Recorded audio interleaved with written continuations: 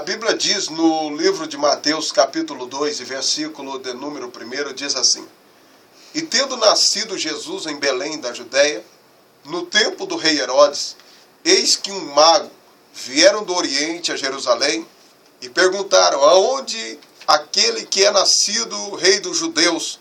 Porque vimos adorar a estrela do Oriente e viemos adorá-lo. E o rei Herodes, ouvindo isto, perturbou-se em toda a Jerusalém com eles, e congregando todos os príncipes do sacerdote e todos os escribas dos povos, perguntou-lhe aonde havia de nascer o Cristo. Essa palavra de Deus para a tua vida nesse dia de domingo é uma palavra recheada para o dia da criança. Quando nós falamos de nascimento, nós falamos de projeto. Quando nós falamos de nascimento, nós falamos de organização. Toda família, todo casal que se congratula no matrimônio, antes algumas pessoas que planejam a vida, pessoas que projetam a vida, eles projetam primeiro a casa, eles projetam primeiro o carro, eles projetam primeiro uma situação estável, para, em caso de último lugar, vir um filho. Talvez algumas famílias, casais que casam, queiram aproveitar a vida primeiro, queiram desfrutar da vida para depois possuir um filho. Mas a Bíblia diz que os filhos são herança do Senhor. Os filhos são herdade de Deus. E a minha história diz no livro de Mateus, capítulo 2, registra um nascimento crucial de Jesus. A Bíblia diz que Maria, estando ainda virgem, noiva de José, a história diz que ela não era casada com José, era noiva, e ela era virgem. E Deus pede então que um anjo venha à casa de Maria e anuncia a Maria que ela daria luz a um Salvador.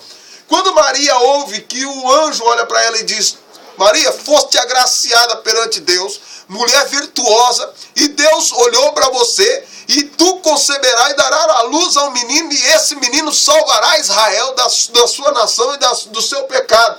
Quando Maria ouve que o anjo olha para ela e diz aquilo dali, Maria automaticamente responde o anjo e diz: meu Senhor, mas eu sou uma mulher ainda que não conheço varão. Eu sou uma mulher que ainda não sou casada. Aí o ancião olha para Maria e diz: Maria, descerá sobre ti a virtude do Espírito Santo, e tu conceberás um menino, e ele salvará o seu povo do seu pecado.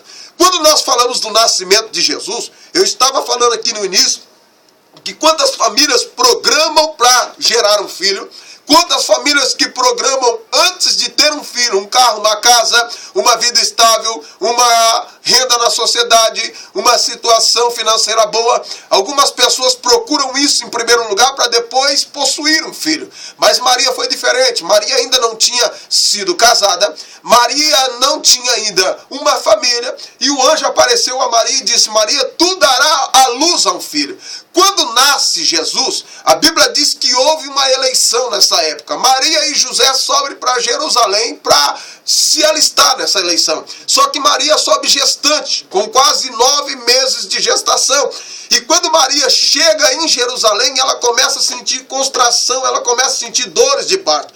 E não havia lugar em Jerusalém porque a casa estava abarrotada. E o único lugar que Maria teve para dar a luz ao menino era numa estrebaria. Você sabe o que é estrebaria, meu irmão? Estrebaria é, bem dizer, com um curral, aonde os viajantes vinham para Jerusalém, eles deixavam os animais no curral se alimentando, entrava por templo para adorar, para se alistar, para adorar o Senhor, e os animais ficavam ali. Maria não teve um quarto de maternidade como nós temos nesses dias. Maria naquela época não teve uma cesariana, como muitas mulheres que querem sair da dor faz uma cesariana. Maria não teve um pré-natal cuidado por um médico. O próprio médico era o Espírito Santo. E nesse dia Maria estava numa estrebaria, num lugar de animal. No momento que Maria dá a luz ao Senhor Jesus, quando ela gera essa criança, a Bíblia diz que o Espírito de Deus, ele vem em forma de uma estrela, e ele guia os pastores de Belém até em Judéia, onde o menino nasceu, em Belém da Judéia. Quando eles chegam lá, os pastores, aí a Bíblia diz que eles vão perguntar: onde está o menino e nós viemos adorar. Quando eles vieram adorar Jesus, eles vieram com prata, com ouro, eles vieram com utensílio e jogaram aos pés de Maria, colocaram nos pés de Maria e Jesus ali foi adorado. Quando Jesus foi adorado ali, a Bíblia diz que Herodes viu tumulto. Ele viu um movimento que as pessoas saíram de Jerusalém e foram para a estrebaria. Ele viu que as pessoas deixou o alistamento e foram ver o que estava acontecendo do lado de fora. E quando Herodes viu isso, Herodes tentou se fazer como crente, tentou se fazer como cristão. E ele disse, aonde é que vocês colocaram um menino que eu também posso ir adorá-lo? Aí a Bíblia diz que os pastores tentam lubridiar, enganar Herodes, porque o projeto de Herodes, sabe o que era? Era matar Jesus. O projeto de Herodes era eliminar Jesus. Sabe por quê? Porque se você ler no livro de Gênesis capítulo 3, você vai ver que Deus escreveu dizendo que de uma virgem nascerá um varão. Ele pisará na cabeça de Satanás e o diabo ferirá o calcanhar e Cristo ferirá a cabeça de Satanás. Essa profecia veio transcorrendo desde o Éden. Veio o Éden, veio o dilúvio, do dilúvio veio o povo de Israel, veio os profetas maiores, profetas menores, veio o salmista, veio os grandes patriarcas de Deus, o diabo sempre tentando destruir essa promessa. E quando chegou em Nazaré, o diabo entrou no coração de Herodes e disse, eu preciso matar essa criança, porque ele matando a criança, ele matava o projeto de Deus. Quando Jesus nasceu, Jesus hoje no seu ministério, você vai ler a história, a Bíblia Sagrada, que Jesus apareceu com 2 anos,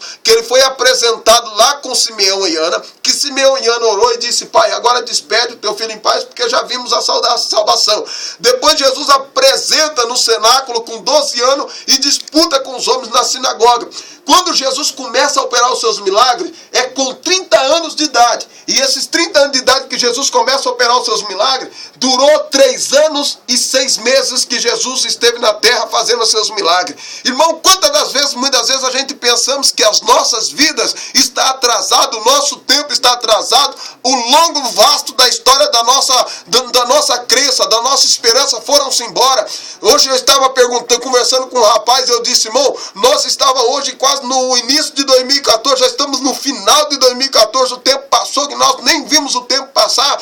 Então o que acontece? Muitas vezes nós perdemos o tempo, e esse tempo que nós perdemos, nós deixamos esse tempo para que seja vazio, não seja preenchido. Então que nessa tarde, meu irmão, lembrar todos que estão nos ouvindo a programação, os nossos irmãos que são internautas, que estão sintonizados conosco, Jesus não morreu a não ser o único objetivo, para chamar mim, chamar você, tirar você do lamaçal, tirar você do pecado.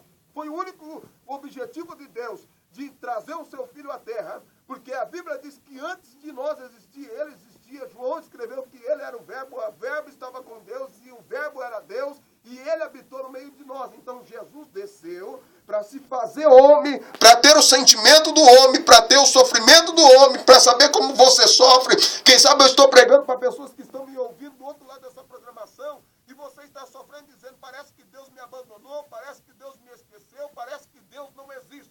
Eu libero uma palavra profética para você nesse domingo. Deus não te esqueceu, Deus não te abandonou, Deus está olhando para você, Deus está guardando a sua vida, Deus está abençoando a tua história. O que Deus quer para você nessa tarde é que você creia, acredita, toma na sua vida uma responsabilidade de acreditar que planos de Deus estão vindo para a sua história. É um milagre de Deus para a tua vida nessa tarde de domingo. Deus tem um milagre para